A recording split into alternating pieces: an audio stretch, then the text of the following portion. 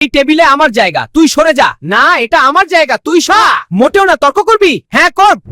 শোনো মাল্টা ভাই, আমি হলাম সাইট্রাস পরিবারের আসল হিরো। আমার ভেতরে আছে প্রচুর পরিমাণে ভিটামিন সি। মানুষ যখন আমাকে খায় তখন তাদের রোগ প্রতিরোধ ক্ষমতা জাদুরময় গায়ে স্বাদ দাঁড়িয়েছে। লেবু ভাই, মানছি তোমার ভিটামিন সি আছে, কিন্তু তুমি তো বড্ড টক।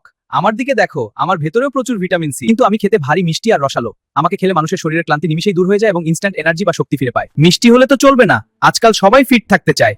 যারা ওজন কমাতে চায় তাদের সেরা বন্ধু হলাম আমি। প্রতিদিন সকালে হালকা গরম পানির সাথে আমার রস মিশিয়ে খেলে শরীরের মেদ বা চর্বি গলতে শুরু করে। ওজন কমানো তো ভালো কথা, কিন্তু শরীরকে ভেতর থেকে সচল রাখবে কে? আমার ভেতরে আছে পটাশিয়াম আর ফোলেট।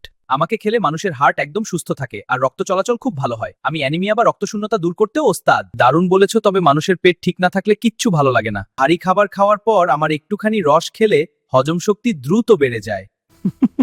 আমি পেটের সব গন্ডগোল দূর করে শরীরকে একদম ডিটক্স বা ভেতর থেকে পরিষ্কার করে ফেলি। শরীর ভেতর থেকে পরিষ্কার হলো, কিন্তু বাইরের সৌন্দর্য? আমাকে নিয়মিত খেলে শরীরের কোলাজেন উৎপাদন বেড়ে যায়। এর ফলে মানুষের ত্বক থাকে একদম টান টান, সতেজ আর উজ্জ্বল।